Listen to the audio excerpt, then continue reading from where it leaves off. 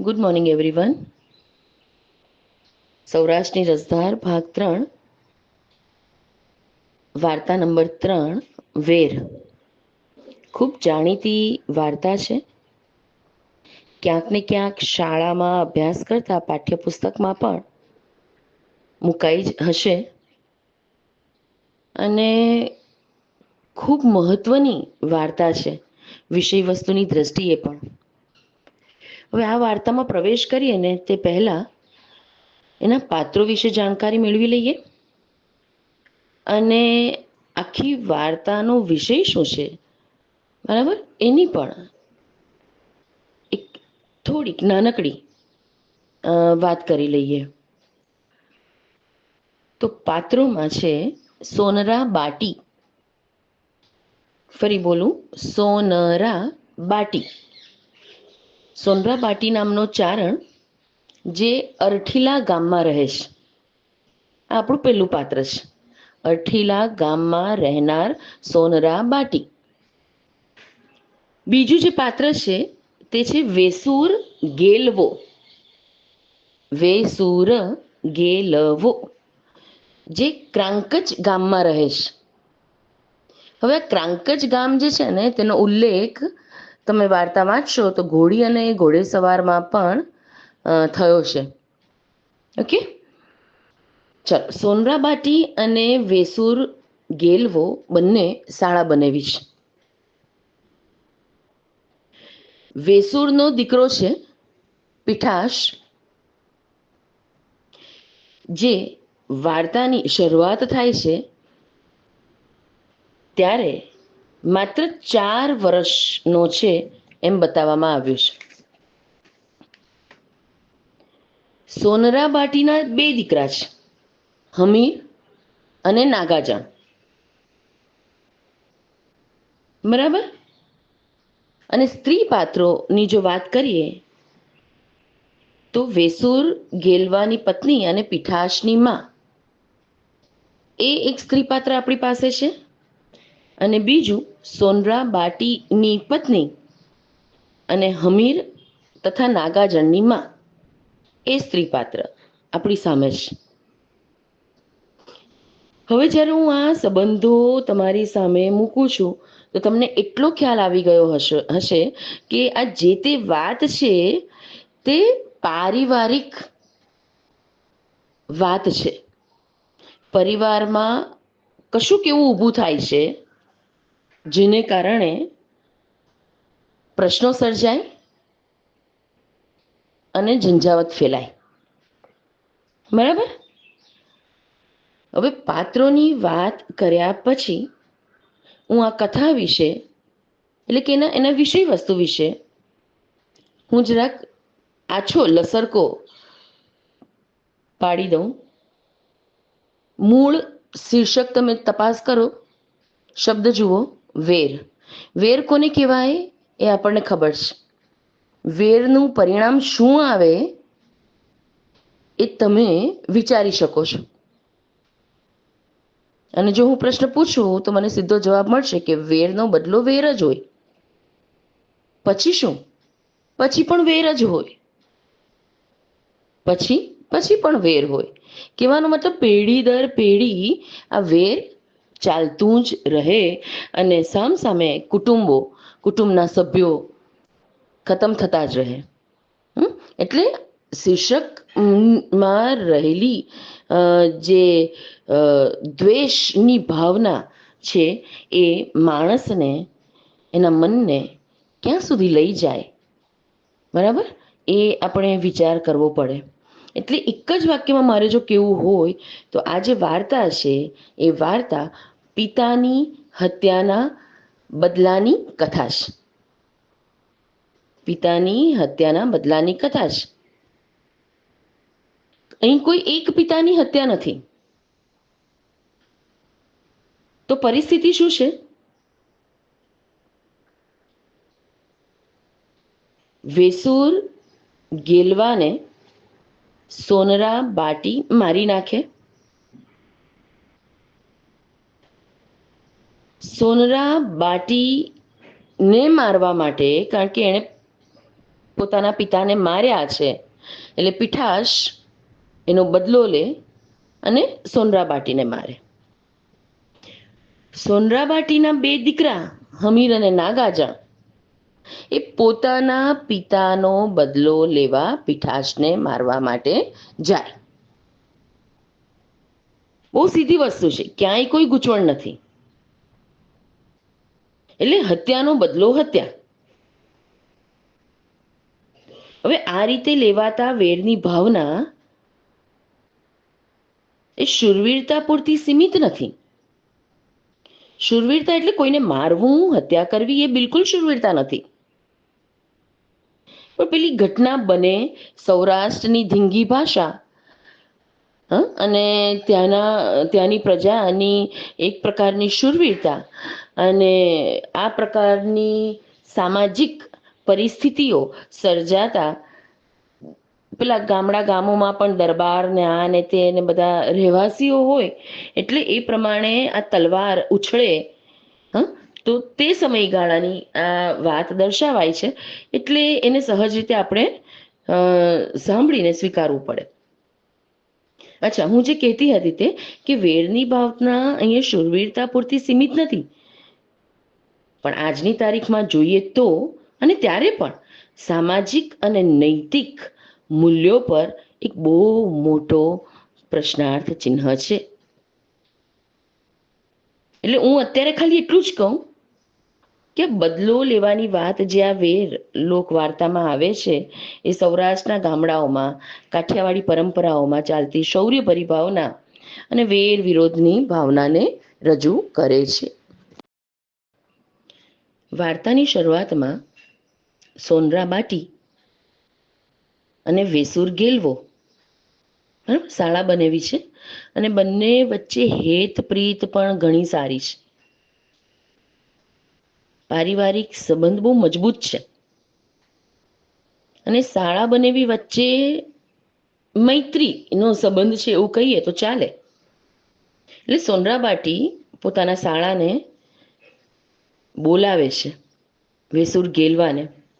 હવે વેસુર ગેલવો જતો હતો સોનરાબાટીના ઘરે ત્યારે એનો 4 વર્ષનો દીકરો છે જેનું નામ પીઠાશ છે. એ પીઠાશ પણ જીદ પકડે છે કે પોતે પણ પોતાના બાપની સાથે એટલે કે બાપુની સાથે પોતાની ફોઈને ત્યાં આવવાનો. એટલે પેલો વેસુર ગેલવો પીઠાશને તો લે જ છે, પણ આ નાનકડા પીઠાશ પાસે એક નાનકડું સસલું છે, પાળેલું સસલું છે. એટલે એ સસલાને પોતાની સાથે લઈ જવા માટે પીઠાશ જીદ કરે છે અને જાણે સસલો પણ એની સાથે જવા માંગે છે.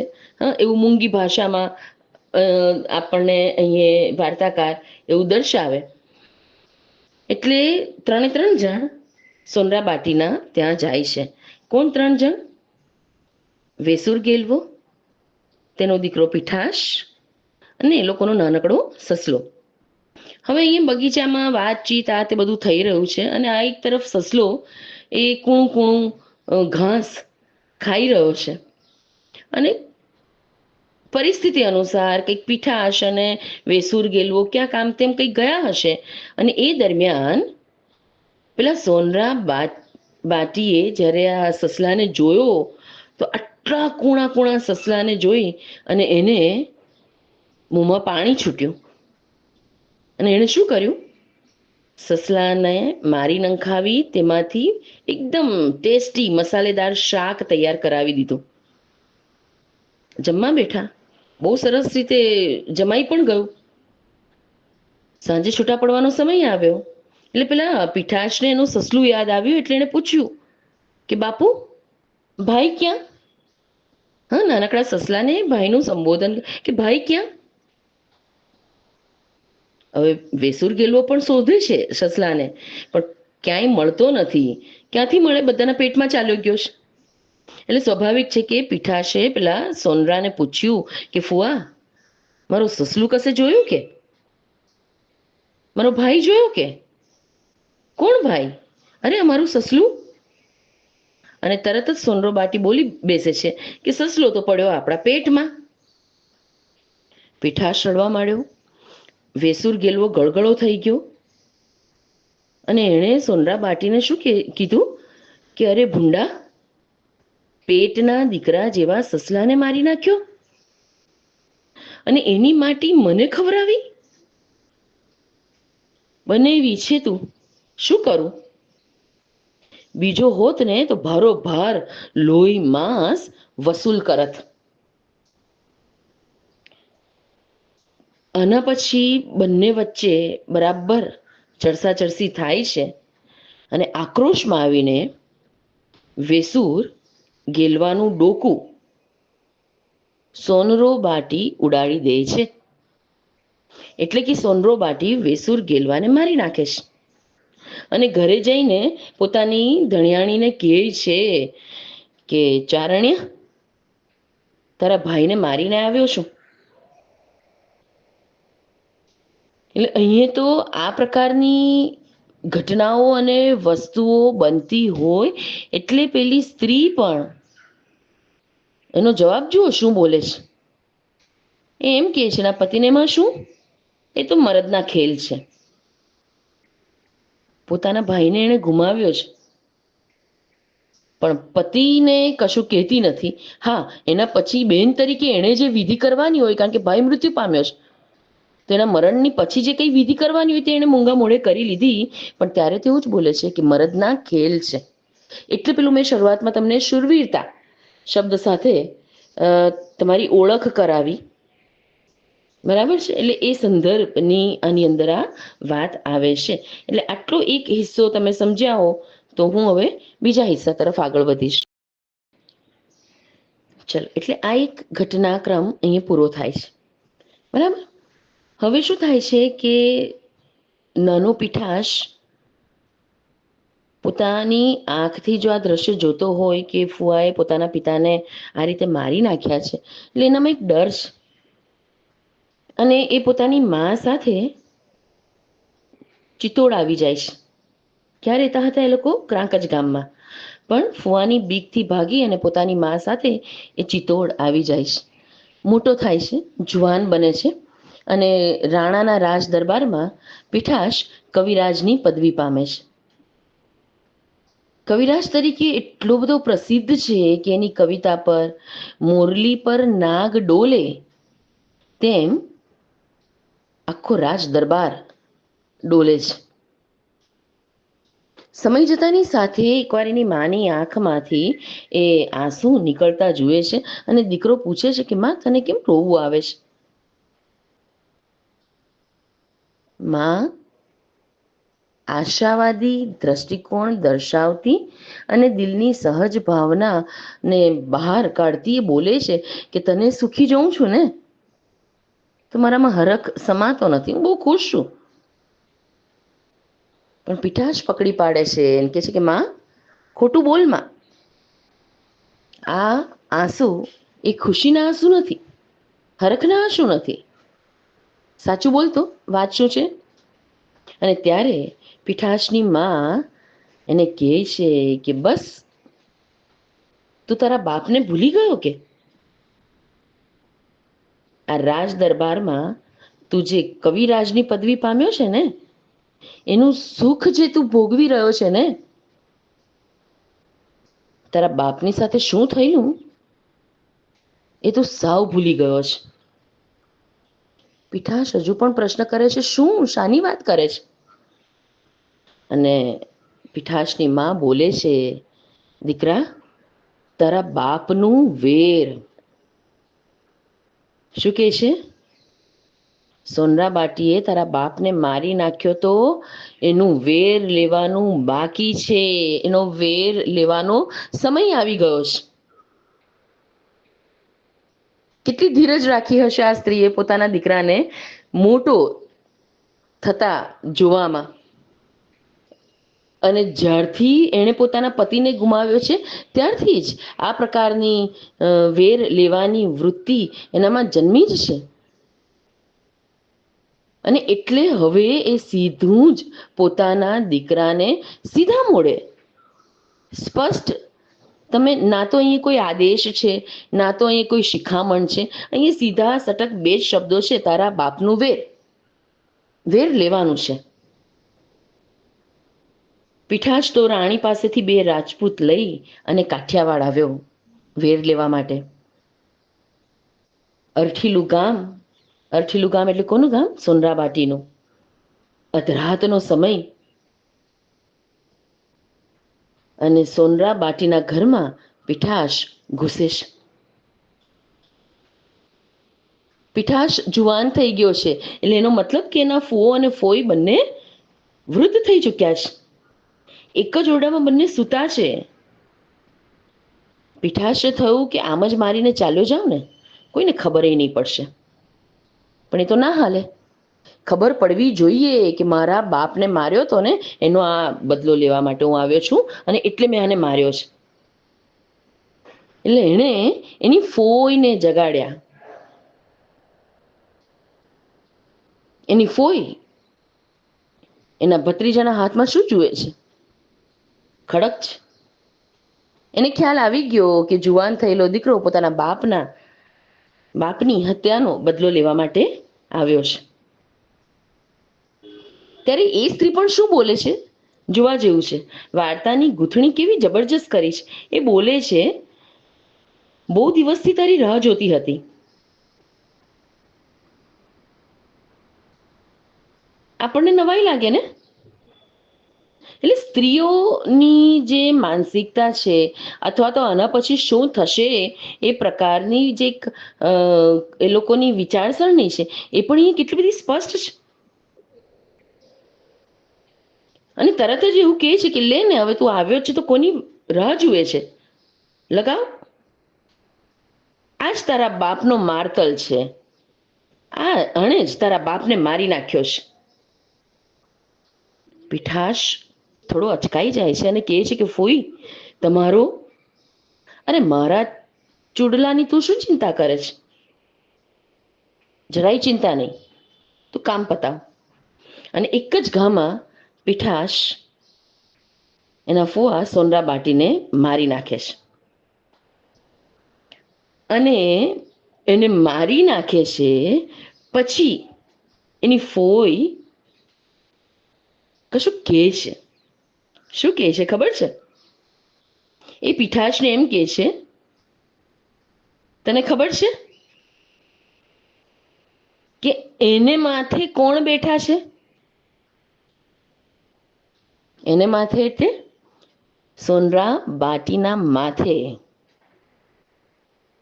નામ અહીંયા આવે છે, મેં પાત્રોનો પરિચય આપ્યો ત્યારે તમને એમાં મેં જણાવ્યું હતું, અહીંયા નામ આવે છે હમીર અને નાગાજણ. અને ફોઈ શું કહે છે ખબર છે? મારા 2 સાવજ. સાવજ એટલે સિંહ, ને સિંહ એટલે જંગલનો રાજા, એની સામે કોઈ ટકી ના શકે. એટલે એમ કહે છે કે હમીર અને નાગાજણ, મારા 2 સાવજ એના બાપનું લોહી ભાળશે એટલી જ વાર છે. કહેવાનો મતલબ શું છે? તને જીવતો નહીં છોડે. હા, ભાગવા માંડતું અહીંથી. પીઠાશ ભાગે છે. આ ઓરડામાં, જે ઓરડામાં સોનરાબાટીને પીઠાશ મારીને ગયો છે, અધરાત છે ને, અંધારું છે. લોહી તરબોળ ધડ અને માથું પેલી ચારણી સ્ત્રી જોઈ રહે છે. અને જ્યારે એને ખાતરી થાય છે કે પીઠાશ હવે ખાસો દૂર નીકળી ગયો હશે, ત્યારે મોં ઢાંકીને જોરમાં રડવા લાગે છે. પતિના મૃત્યુને આ રીતે કોઈ પણ સ્ત્રી પચાવી ન શકે, પોતાની આંખની સામે એની હત્યાને જોઈ ન શકે. એટલે અહીંયા એવું પણ આવ્યું છે કે એનું રડવું સાંભળીને પેલા ઝાડવા પણ રડે છે. અવાજ સાંભળીને પડોશ જાગે છે, ગાયો ભાંભરે છે, કૂતરા વિલાપ કરે છે. અને બાજુના ઓરડામાં સૂતેલા પેલા હમીર અને નાગાજણ, જુવાન જોધ દીકરા, એ પણ ત્યાં દોડીને આવી જાય છે. અને પોતાના પિતાનું આ ધડ, માથું અને થીજી ગયેલું લોહી જોઈને એ કહે છે કે નક્કી આ કામ કરનાર પીઠાશ જ છે. અને સાથે એમ પણ કહે છે કે બાપને આ મારી માળીએ જ મરાવ્યો છે. અને દીકરાઓ કે છે રંગ છે મા તને, હા રંગ છે. ત્યારે પેલી સ્ત્રી કહે છે કે દીકરા, એક દી એનો બાપ પણ આમ જ મુવો હતો. એને કહે છે તારા બાપે જ એના બાપને મારી નાખ્યો તો, આજે તમારા બાપને મારવા માટે આવ્યો છે. તે દિવસે એ નાનકડો 4 વર્ષનો બાળક એના બાપના મળદા ઉપર આવી રીતે જ પડ્યો હતો. અને ગાય વન્યાના વાંસળની જેમ વલવલતો હતો. એ મારાથી કેમ ભૂલાય? બાપ તો સૌના સરખા. જો આટલું બોલીને અટકતી નથી, હા, બાપ તો સૌના સરખા. આની અંદર એક મર્મ છે,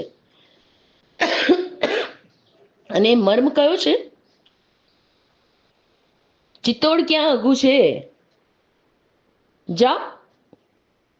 એટલે એણે પોતાના દીકરાને શાના માટે ઉશ્કેર્યા? હવે પીઠાસને મારવા માટે. જુઓ, ચક્ર સમજણ પડે છે. સોનરા બાટી વેસુર ગેલવાને મારે છે. વેસુર ગેલવાનો દીકરો પીઠાસ મોટો થાય છે ત્યારે એની માં એને યાદ દેવડાવે છે કે તારા બાપનો હત્યાનો બદલો લેવાનો છે. એટલે પીઠાસ એની માના કહેવાથી પોતાના પિતાના હત્યાનો બદલો લેવા સોનરા બાટીને મારી નાખે છે. અને હવે સોનરા બાટીની પત્ની પોતાના 2 દીકરાઓને પીઠાસની સાથે વેરનો બદલો ચૂકવવા માટે મોકલે છે. આગળ વધીએ. પહેલામાં વેસુર ગેલવાની હત્યા, બીજામાં સોનરા બાટીની હત્યા. હવે ત્રીજા હિસ્સામાં બંનેના સંતાનો દીકરાઓ સામસામે છે. માના કહેવાથી હમીર અને નાગાર્જુન ચિત્તોડ આવે છે. બરાબર, ચિત્તોડમાં પીઠાસ છે, તમને ખબર છે, અને પીઠાસને મારવા માટે આવે છે. પણ રાવણનો વેશ કાઢીને આવે છે. બાપની હત્યા થઈ હોવાથી આપણે આગળ જોયું કે પીઠાસ ક્રાંકજ ગામ છોડી પોતાની મા સાથે ચિત્તોડ આવી ગયો છે. એટલે મામા ફોઈના આ સંતાનો એકબીજાને ઓળખતા નથી, જોયા નથી. બરાબર.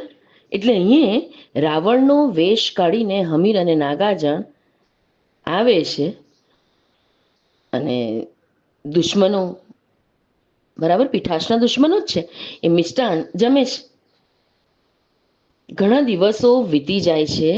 ઘણા દિવસોથી હમીર અને નાગાર્જુન ચિત્તોડમાં જ છે અને વેર લેવાનો લાગ ગોતે છે, પણ લાગ મળતો નથી. પીઠાસ મહેલમાંથી દરબારમાં જાય અને દરબારમાંથી પાછો ઘરે આવે ત્યારે એની સાથે કોઈક ને કોઈક હોય, એકલો હોતો નથી. પણ આખરે એક દિવસ એવો આવી જાય છે, વેશધારી રાવળો એટલે કે હમીર અને નાગાર્જુન રવાજ પર સૂર જમાવી રહ્યા છે, ને બીજી બાજુ પીઠાસ અને એની ચારણી સુખી જોડું સુખ કિલ્લોલ કરી રહ્યા છે. અને ત્યાં જ પીઠાસની પત્નીના હાથની ચૂડલી તૂટી જાય છે, ફૂટી જાય છે. એટલે ચારણી તરત જ કહે છે પીઠાસને, મારો હાથ હું અડવો નહીં રાખું, અત્યારે જ ચૂડી લાવી આપો. હવે મધરાતનો સમય, ક્યાંથી ચૂડી આવે? પણ પેલી આપણા ભારતીય સમાજ અને સંસ્કૃતિમાં છે ને કે ચૂડી અને ચાંદલો એ પત્નીની નિશાની છે. કયા સંદર્ભની? સૌભાગ્યવતી હોવાની, એટલે કે પતિ જીવિત છે એની. એટલે અહીંયા મનની પેલી શંકા, આશંકા, કુશંકા, એટલે એની શંકા, આશંકા, કુશંકામાં પેલો ચારણ હસીને કહે પણ છે કે અરે એક દિવસ તારો હાથ ચૂડી વગરનો રહેશે ને તો મને કોઈ મારી નહીં નાખે. હા, અને પેલી અકળાય છે કે છે ચારણ ચૂડલીની ઠેકડી ન હોય, હા, લાવી આપો. તો કે સારું, માણસને મોકલું છું. ના, માણસ નહીં. મણિયારા હોકારો ન આપે માણસને, તમે જાતે જઈને લઈને આવો. પીઠાશ ચૂડલી લેવા જાય છે. બીજા બધા સૂઈ ગયા છે એટલે એકલો જ જાય છે. અને આ સમયે પેલા રાવળ બનીને આવેલા હમીર અને નાગાર્જુન તરત જ એને રોકતા કહે છે કે અન્નદાતા, અટાણે એકલા, અમે સાથે આવીએ. અને ઘણા દિવસોથી ત્યાં છે ને, ભનક પડવા દીધી નથી કે પોતે કોણ છે અને શા માટે આવ્યા છે. એટલે અહીંયા પીઠાશ એમ કહે છે કે હા ભલે ચાલો. અને ત્રણે ત્રણ સાથે ચાલી રહ્યા છે. રસ્તો ઉજ્જડ છે. પેલો ચૂડી લે છે અને પૂછે છે હમીર અને નાગાર્જુનને કે ચૂડી કેવી છે. બતાવે છે, ચૂડી બતાવીને પૂછે છે કે ચૂડી કેવી છે. હવે જે જવાબ આવે છે ને હમીર અને નાગાર્જુનના, એ અહીંયા ફરી પાછા આપણને દોહા જોવા મળશે અને દોહામાં જવાબ આવે છે. અને એનો જે અર્થ નીકળે છે તેમાંથી પીઠાશની શંકા મજબૂત બનતી જાય છે. જુઓ, જ્યારે પ્રશ્ન પૂછે છે ને કે ચૂડી કેવી છે, ત્યારે નાગાર્જુન જવાબ આપે છે. શું જવાબ આપે છે? ચૂડી તો તને બહુ મોંઘી પડી ગઈ. હવે તો આવતા અવતારના સૌભાગ્ય સાચવવા જ એ પહેરી શકાશે. કહેવાનો મતલબ શું છે? આ ભવમાં આ ચૂડીનું કશું જ હવે કામ નથી. જરાક વિચિત્ર વિધાન આવ્યું ને. પત્નીના હાથમાં ચૂડી ન હોવી એટલે પતિનું મૃત્યુ. એટલે પીઠાશ ચોકે છે. આ મર્મવાણીને ભેદવાની કોશિશ કરે છે પણ હજુ સમજાતું નથી કશું. એટલે તરત જ એમ કહે છે કે અરે, મેં તો ચૂડી કેવી છે એ પૂછ્યું, તમે તો મરશિયા જેવો દુહો કીધો ને. મૃત્યુના ટાણે ગવાતો હોય તેવો દુહો તમે તો બોલ્યા ને. અને ત્યારે હવે હમીર જવાબ આપે છે, ઝાંઝવાના જળ મેળવવા તે બહુ મહેનત કરી પણ મળ્યા નહીં. અંગ થાકી ગયા અને પાણી પીધા વિનાના તમે કાંઠે જ રહી ગયા. હવે પીઠાશનું લોહી થંભવા માંડે છે. સૂર ઓળખીતો લાગવા માંડે છે. અને ઝાખું ઝાખું ઝાખું ઘટનાની પરિસ્થિતિઓ ઉઘડવાની શરૂઆત થાય છે. ફરી પાછો ત્રીજો દુહો એની સામે આવે છે કે હે પીઠાશ, સર્પની એટલે કે સાપની પથારી પર જેમ દેડકું ચડી આવે અને પછી મરતા બહુ તો એકાદ બે ઘડીની વાર લાગે, પછી કાંઈ પોળ સુધી એણે જીવવાનું ના હોય. હવે પીઠાશને ખ્યાલ આવી ગયો કે આ મૃત્યુનો સાદ છે. આ સાદ કાળનો છે. અને હજુ આગળ વિચારે તે પહેલા ચોથો દુહો આવે છે અને કહે છે કે હે પીઠાશ, આ સંસારના સુખ, વસ્ત્રાભૂષણ, બાગ બગીચા, ઘોડાઓ, અરે આખું રાજ, આ બધાને સૂના મૂકીને તારે નીકળી પડવું પડશે. હા, ફરી પાછો દુહો આવે છે કે જેમ ખાટકી લોકો એટલે કસાઈ લોકો બકરાને પાંદડાની પથારી કરી આપે અને એ પાંદડા ચરનારા બકરાને બહુ તો ઘડી બે ઘડી જીવવાનું હોય, પહોળ સુધી એટલે કે સવાર સુધી એના કોઈ પ્રાણ રહેતા નથી. હવે પીઠાશને અંદાજ આવી ગયો કે આ કઈ પરિસ્થિતિ છે અને આ કોણ હોવા જોઈએ. એટલે તરત ચોંકીને પીઠાશ પૂછે છે, તમે કોણ છો? ભેરું. ઓ, પહોંચ્યા તમે? બંને જણાએ કટારો કાઢી. પીઠાશ ડર્યો નહીં. એક જ વસ્તુ કીધી કે પેલી ચારણ્ય ચૂડીની વાટ જોતી બેઠી છે, નહીં પહોંચું ને તો ઝૂરી ઝૂરીને પ્રાણ આપી દેશે. મારા પર ભરોસો હોય તો આ ચૂડી એને દઈ અને પાછો આવું છું. આ જોયું તમે? આ વાર્તામાં જે વણાય છે એનો જે એના તાંતણા જે ગૂંથાય છે, હા, સોનરાબાટીએ વેસુર ગેલવાને માર્યો, એટલે વેસુર ગેલવાની પત્નીએ પીઠાશને સોનરાબાટીને મારવા માટે ઉશ્કેર્યો. પણ આ ઘટનામાં સોનરાબાટી જ્યારે ઘરે જઈને કહે એની પત્નીને કે મેં તારા ભાઈને માર્યો, હા, ત્યારે એની પત્ની શું કહે છે? આ તો મરદના ખેલ છે. પીઠાશ મોટો થાય ત્યારે એની મા એને વેર લેવા માટે ઉશ્કેરે, અને હવે પીઠાશ જ્યારે સોનરાબાટીને મારે ત્યારે હમીર અને નાગાર્જુનને એની માં પીઠાશ સાથે વેર લેવા ઉશ્કેરે. અને હવે હમીર અને નાગાર્જુન જ્યારે પીઠાશની સામે કટારી લઈને ઊભા છે ત્યારે પીઠાશ પણ આને સ્વીકારે છે, કોઈ આઘાત નથી. હા, એટલે ટૂંકમાં મેં કીધું તેમ કે વેર તો પરંપરાગત ચાલી આવતી એવી ઘટના કે પરિસ્થિતિ છે કે જેનો કદી કોઈ અંત આવી જ ન શકે, સ્વીકારીને ચાલે છે. એટલે એમ કહી દે છે કે મારા પર વિશ્વાસ રાખો, હું એને ચૂડી દઈને આવીશ. નાગાર્જુન તો ના જ પાડે છે કે અમે તને ઓળખીએ ભાઈ, નહીં જવા દઈએ. પણ હમીર કહે છે કે નહીં નાગાર્જુન, તું પીઠાશને ઓળખતો નથી, હા, જવા દે. પાછો આવશે? હા હા, આવશે.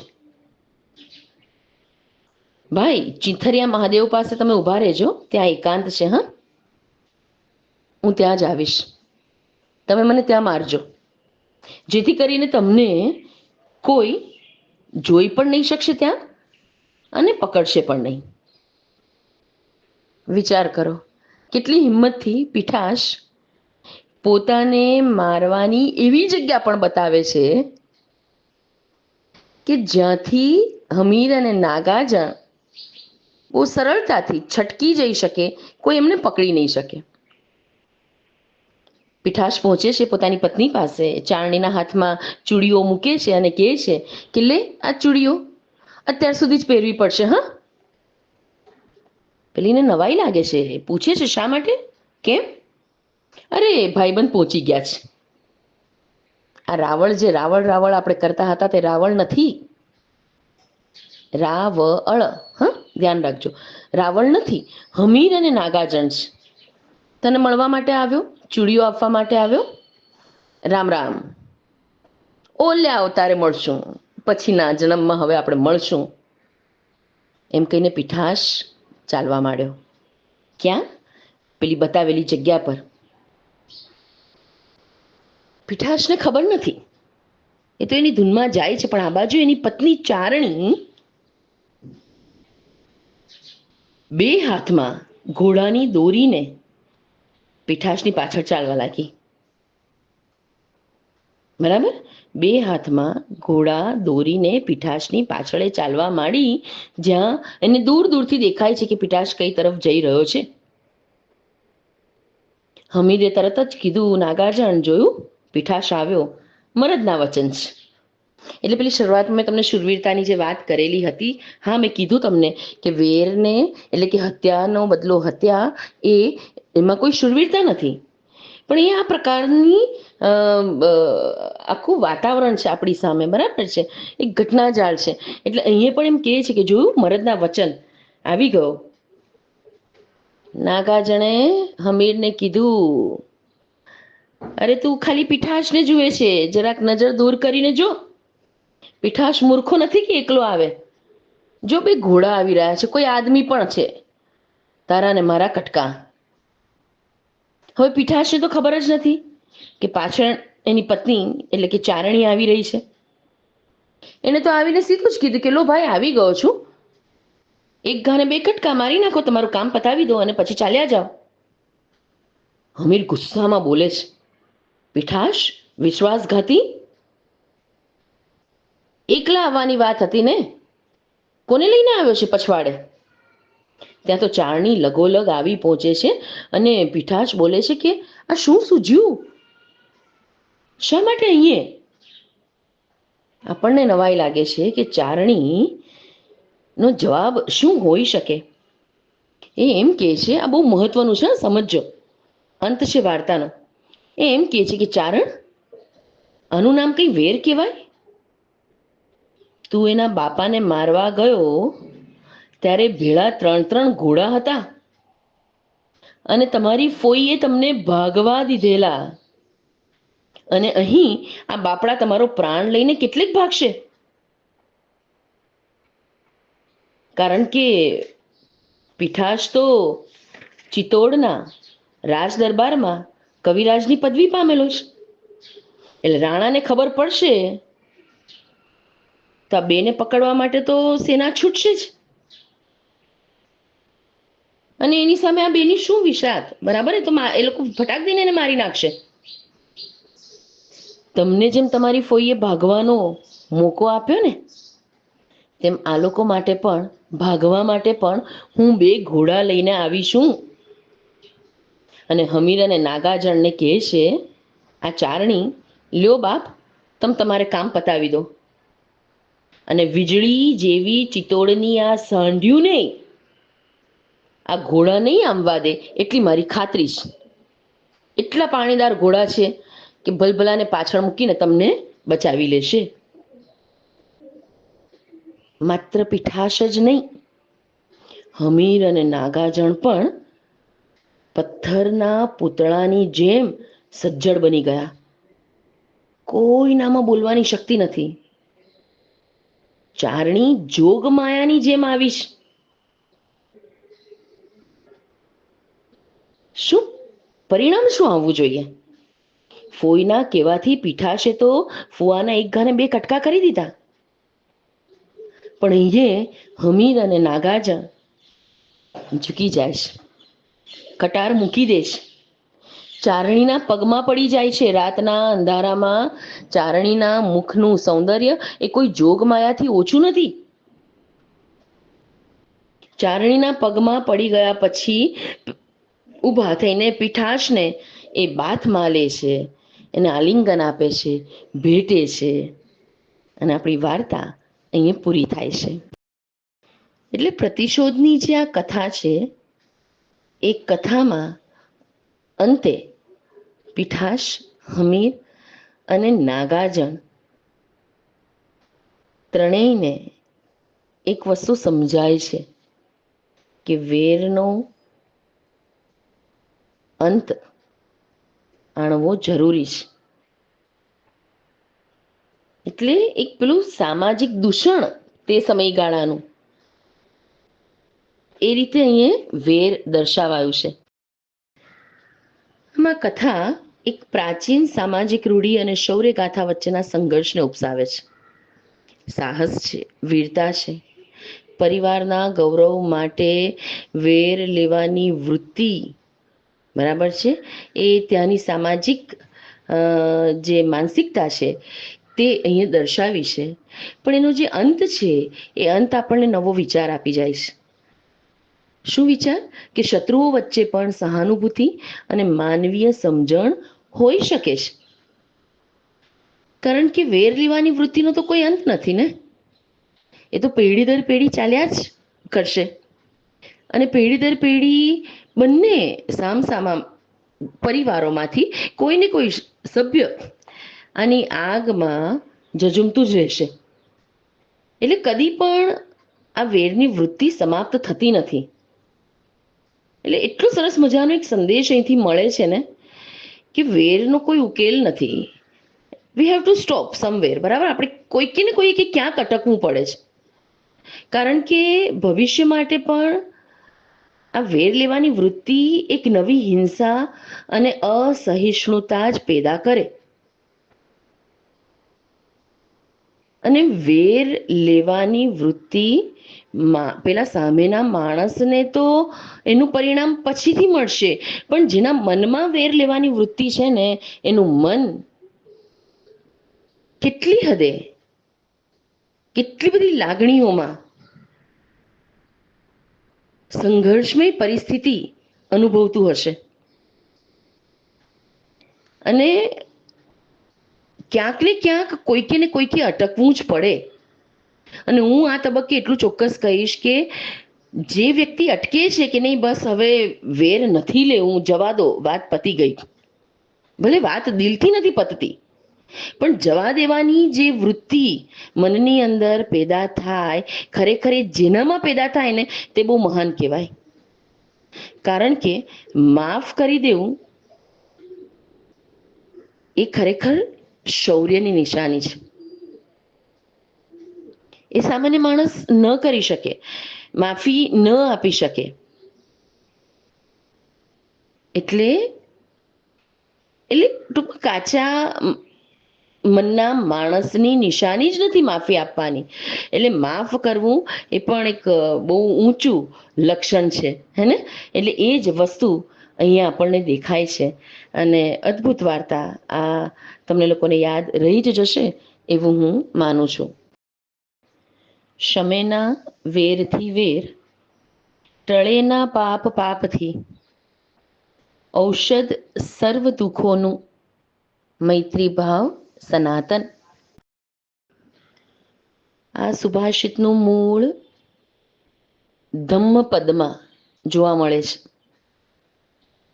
ક્રોધ અને ધિક્કારને કેવી રીતે જીતી શકાય એ માટે બુદ્ધે કહ્યું છે, નહીં વૈરેણ વૈરાણી સામંતિહ કદાચન.